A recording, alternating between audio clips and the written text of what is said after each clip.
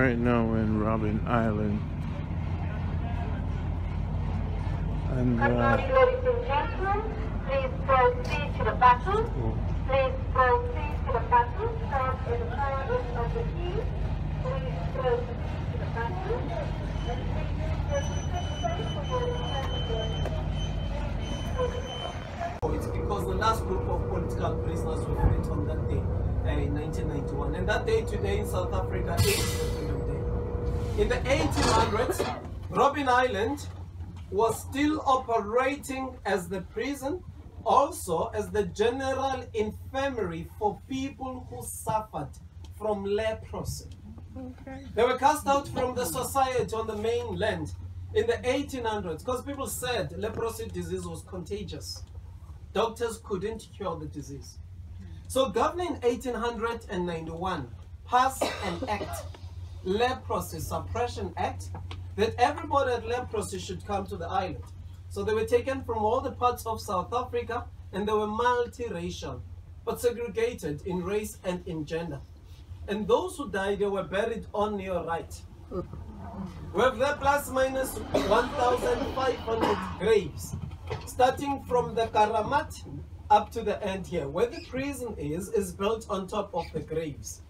When they were digging to put foundation of the prison, they found bones. And sometimes people ask a question, why is this one fenced? The reason is, between 1991, that's when all political prisoners were released. In 1996, that's when the prison was closed completely. Robben Island was still operating as the prison for criminals. Guards used to conduct tours, and this was the only visible site then, so they decided to fence it around. Next to it, going towards the prison, there were bushes. About 3 years ago, museum decided to cut those bushes so that you can have visibility over there. We're talking of people who had families, friends, colleagues, who were noted to be the medium prison for criminals. Criminals and political prisoners were together in the maximum security prison. But when they started smuggling information, prison authorities decided to separate them, and they put criminals here. Political prisoners earlier were in the majority highly educated, even too smart to politicize these guys. So by the time other criminals left the prison, some of them were already politicians.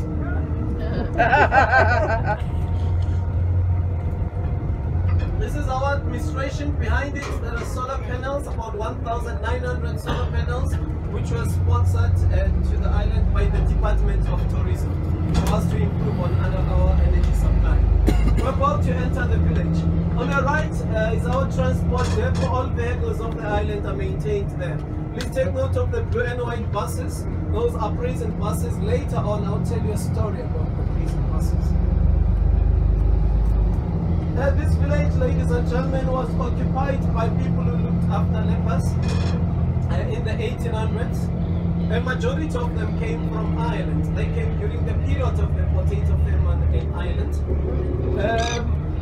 So there were doctors, nurses, some died here. And they were buried at the back of the houses. There is about 250 graves over there. And most of the existing structures were built during prison time and during Second World War. Clinic on your right, the building on your right, built during the war. In 1841 by Captain Richard Wolfe, was the commandant of the island. This used to be the Anglican Church, but now is interdenominational. Each year, on the 14th of February, on the Valentine's Day, Robben Island hosts weddings in this church. Last year, we had 22 couples, and this year, we had 12 couples. And they don't call those Valentine's weddings, they actually call them life sentence weddings. Ladies and gentlemen, there were plus minus 1,100 people who occupied this village. Where Mandela stayed 27 years in prison.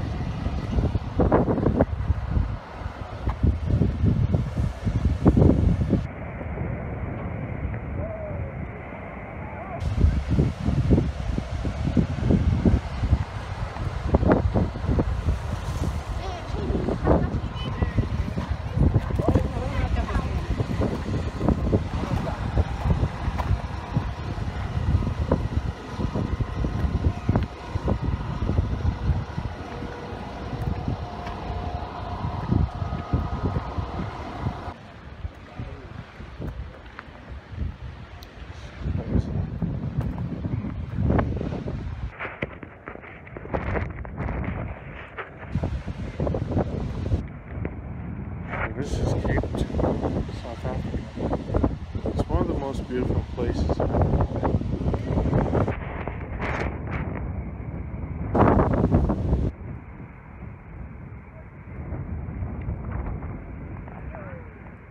That's an island. 15 years with 2 university degrees, BA and BCom. His brother helped him financially.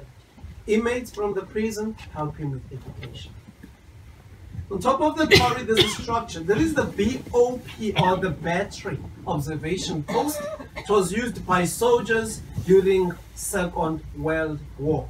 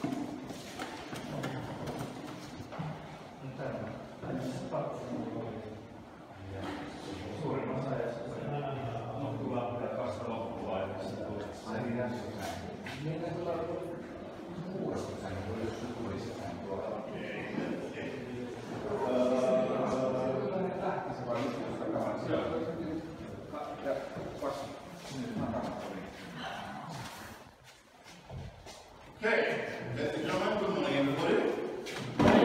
Hello. Hello. Welcome to the Diamond Maximum Security Prison, and I'm your host, showing you around the place. My name is Hoto Glenn in Sweden. I was a prisoner here from 1984 to 91, 7 years, and my prison number was 3884, 38/84, and I arrived here with 4 other guys, all accused. We had the same trial in the Supreme Court of Johannesburg before a judge and 2 assessors. Now for me, it all began in Soweto, where I was born and grew up. Soweto, which is southwest of Johannesburg. And I was a student and youth activist there. One of many children who took to the streets in 1976 when we were protesting Afrikaans being imposed as a medium of instruction in our schools. Of course, the response of government exactly the same as in 1960 with the Sharpeville massacre. People were killed, and one child came to symbolize those killings. Hector Peterson, who was shot in Orlando West, but of course pronounced dead on arrival at the local clinic. Now, government, of course, did not respond to those issues. Instead, it pursued what it called the agitators, the troublemakers. That's me now. Living at home became absolutely impossible. Going to school, out of the question.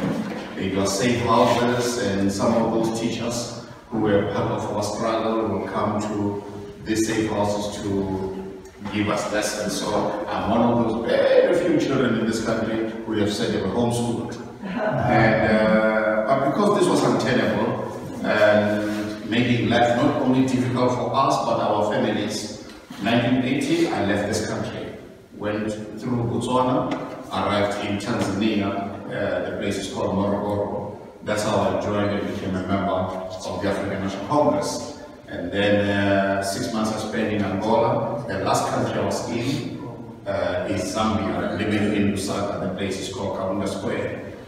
And periodically, second half of '83, we were coming into South Africa to carry out different political objectives. And one of those was an extraction operation, which went absolutely horribly wrong. We used Mozambique as an operational base and would come into the country. We were going to this town called Secunda, which was going to be the extraction point. But security police knew every detail of this operation, And so 3 of our guys were shot and killed, 5 of us were captured, and 1 guy managed to escape. They took us to a police station in Johannesburg. Now that police station, in the olden days, they called it John Foster Square. It was named after one of the apartheid prime ministers of that time, D.J. Foster. And we were detained under Section 29 in Tennessee Act of 82. And what they do there, one thing, torture, interrogation, questioning, all manner of things happening. But eventually, after 6 weeks of all that, we were then arraigned. The arraignment was done to the conspiracy to overthrow government. And the formal charge in the Supreme Court of Johannesburg was treason. They said we were caught in the commission of the act, and it took 17 weeks to find us guilty. Then there were the mitigations, arguments, aggravating factors. Now, on the 21st of September, 1984, we were back in court, already shackled, chained, handcuffed, and at around 4 in the afternoon, I was sentenced to 25 years, my court used, and their own sentences. And that same day, on the road, we traveled under heavy security police detail and arriving at JT1 waterfront, a ferry called Susan Kruger was already waiting for us. And we then locked down there until we docked at the Marine Hub here on the island. That's where we docked this morning.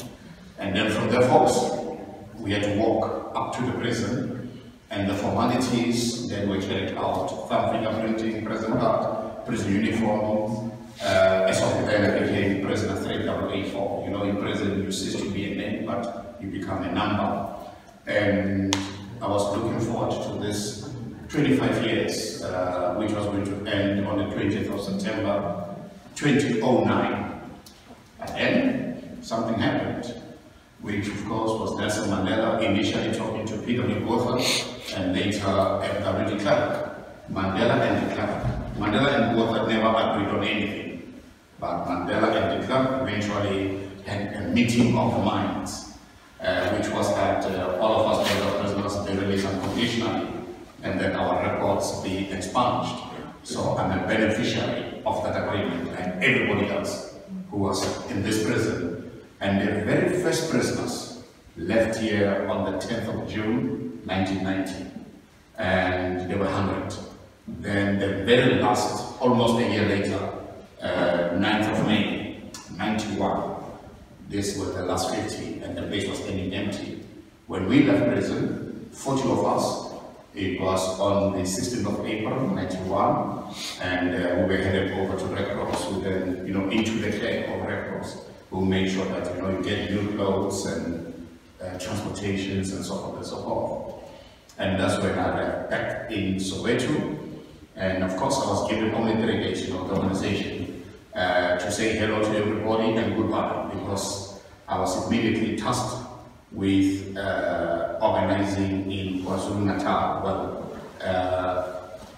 and you'll know that there were those fights between the African National Congress and the Inkatha Freedom Party, and there were no areas and so forth. So my very first day arriving at that hotel, maybe about 30 minutes after I checked in, there's a knock on the door and there's 2 policemen standing there. And you'll understand, folks, that I've been running all my life from the police, and there they are at the door. But the first thing I thought was, maybe they made a mistake. I was supposed to be going to Alcatraz or something like that, you know. So they're coming to rectify their mistake of releasing me before the time, only to find that they have been sent to come and look after me whilst I'm doing my job. And the first thing they said, you're going to put this bulletproof vest on. And that's how I started back my political activism. I stayed in Natal until our elections of '94. And that's when I went back to Soweto, because that's where I registered to vote. And I took my grandmother, 89 years old. That was her first time voting and having a choice.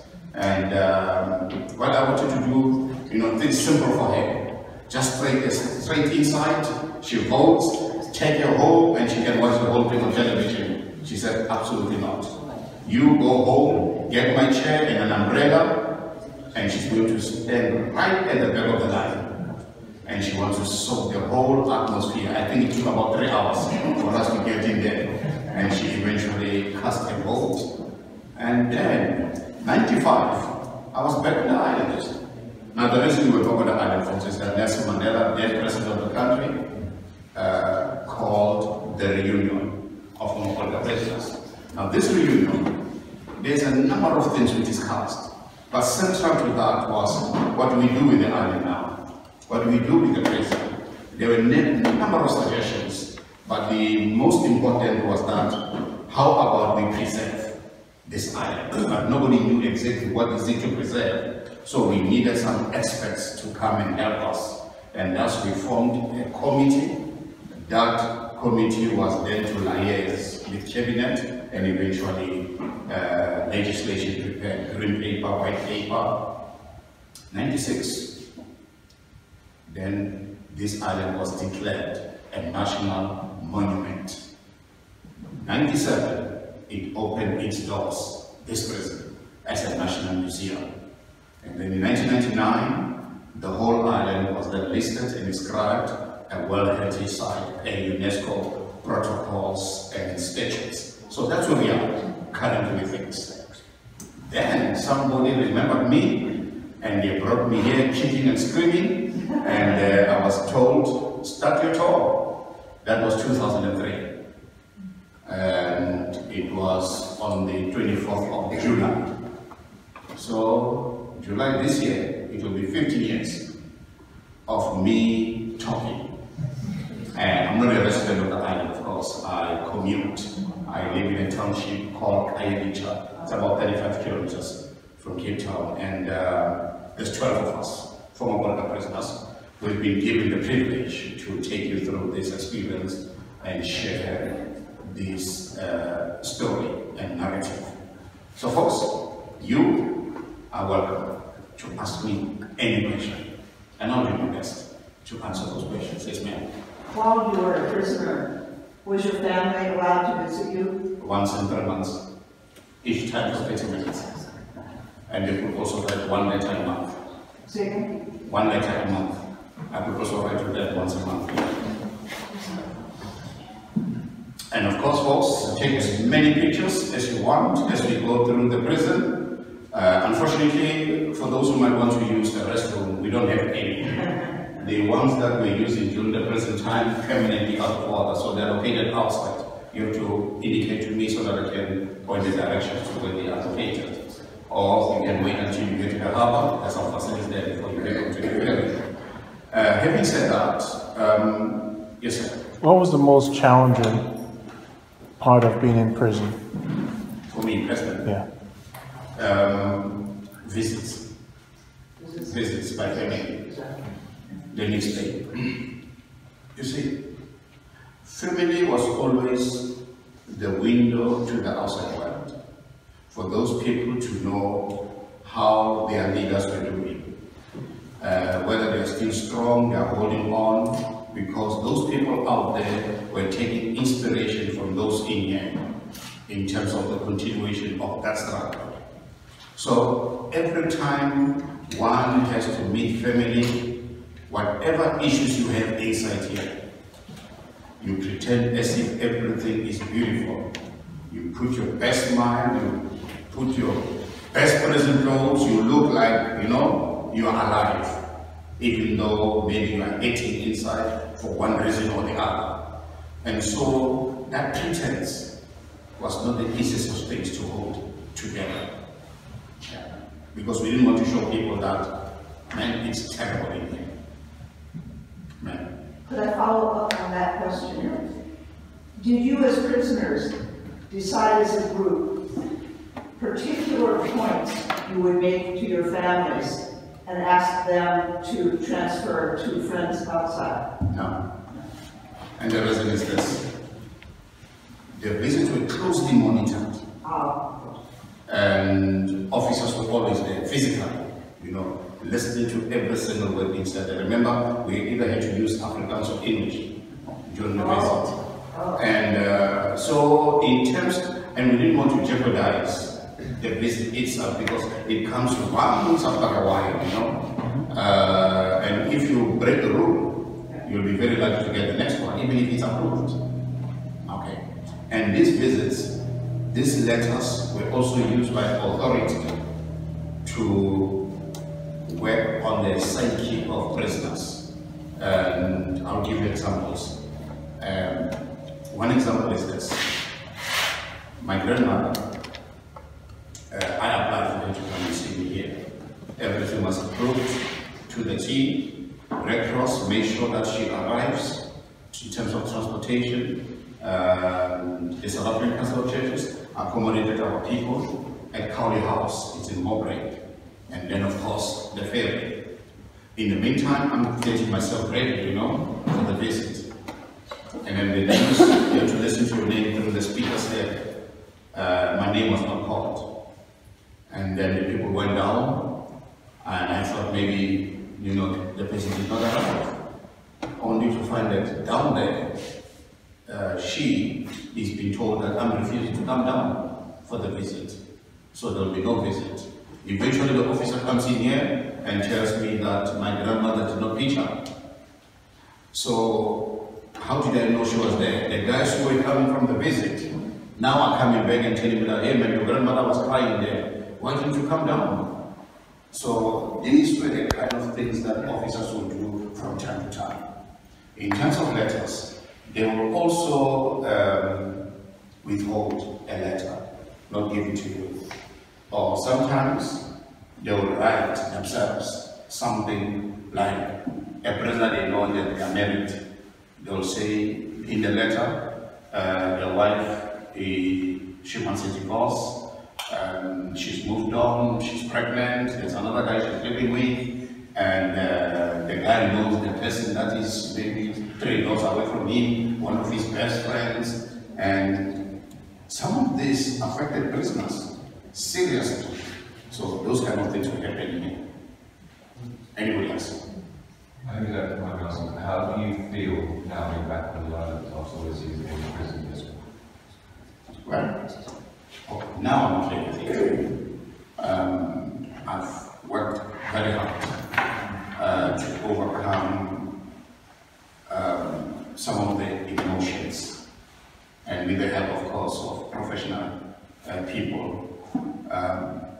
You see, before I came here, and when I left this prison, I never sought any psychological help. Just went straight to doing political work, you know.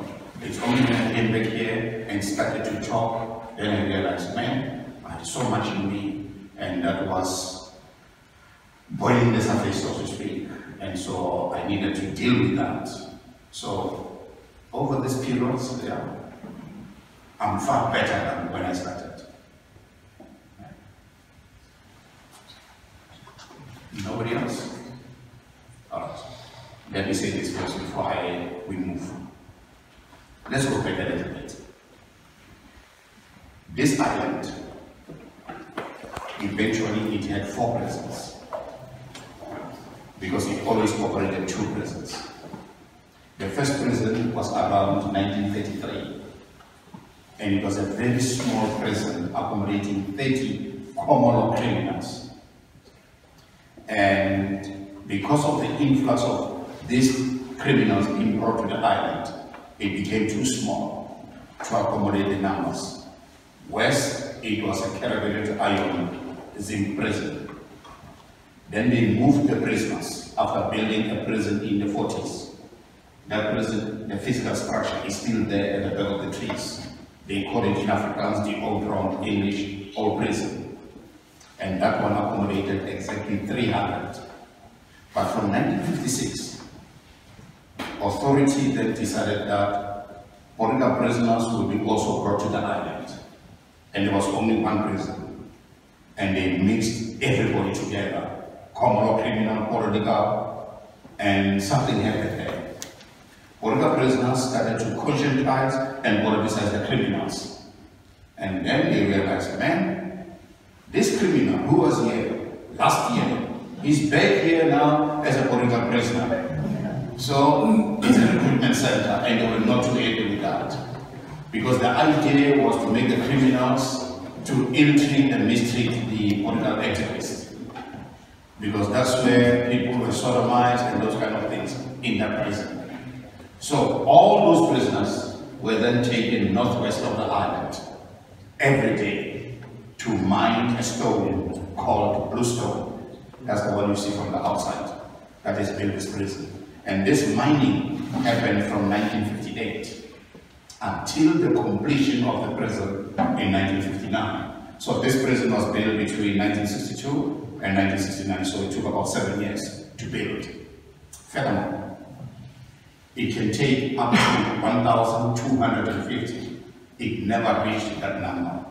So numbers will be anything between 700 and 900 and something, almost to 1,000 prisoners.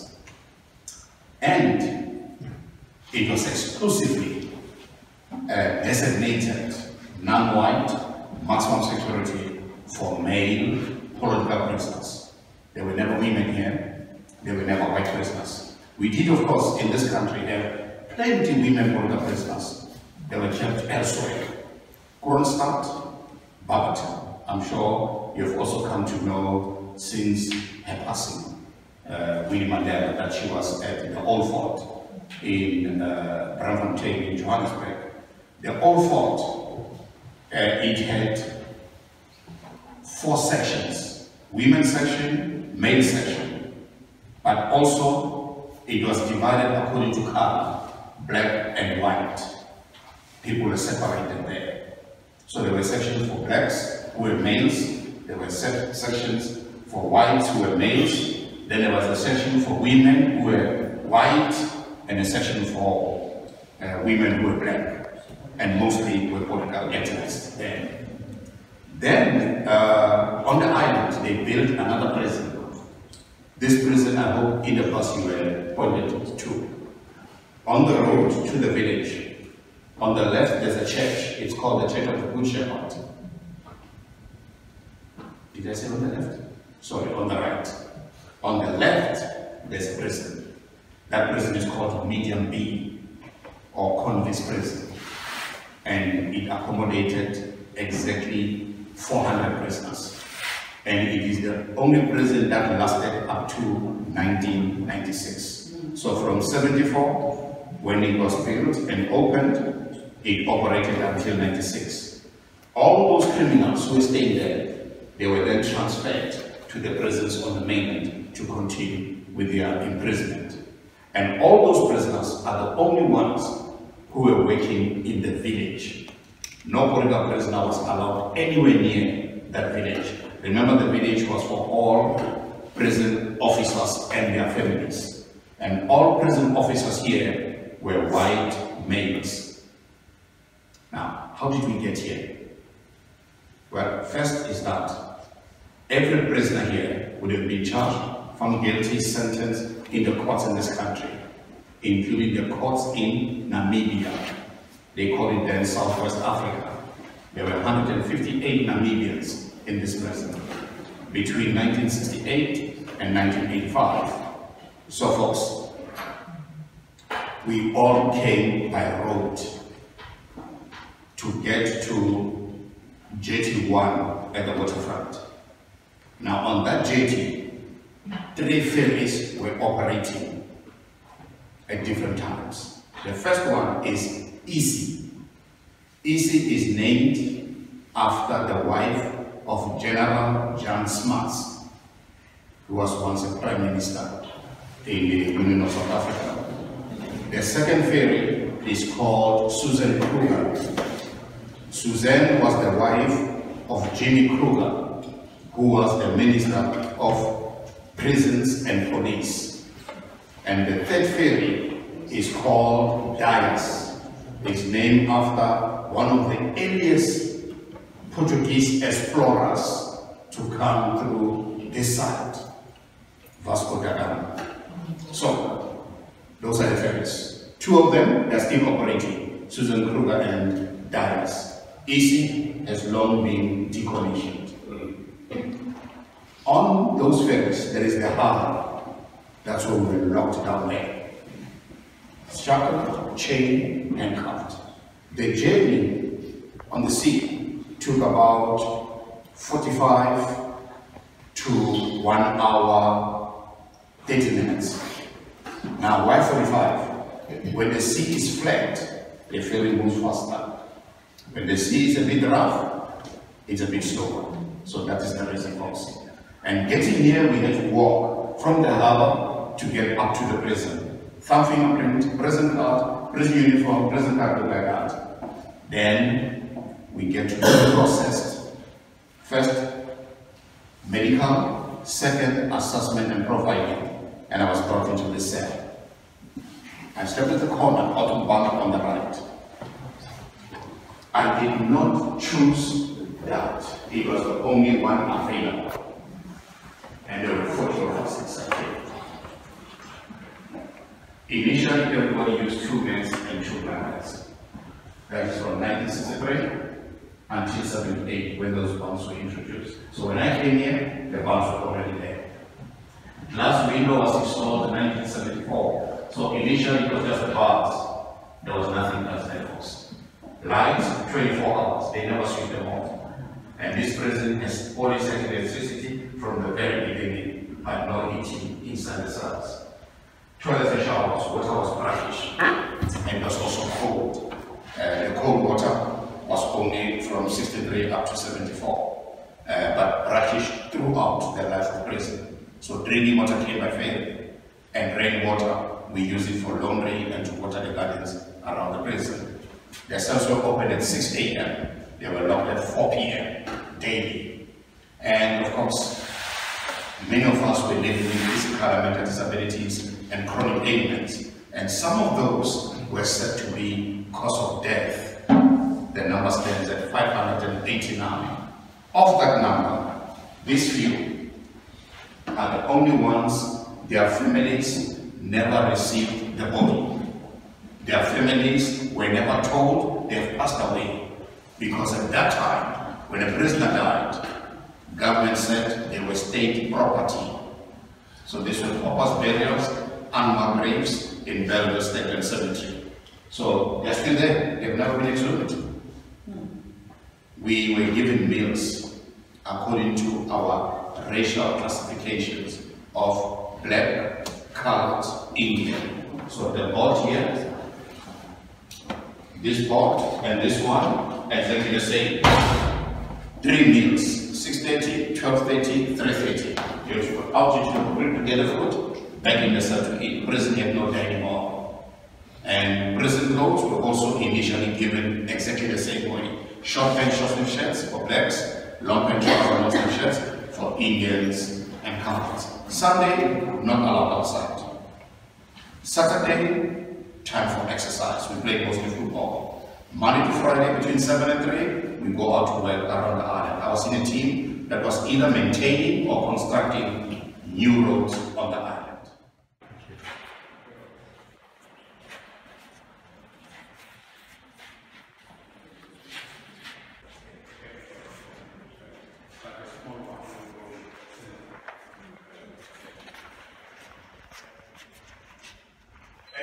This ends the tour.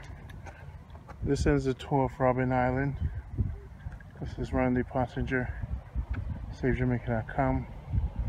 Prison. This was one of my. This is actually was better than I expected it to be, you know. And I'm very happy I came here.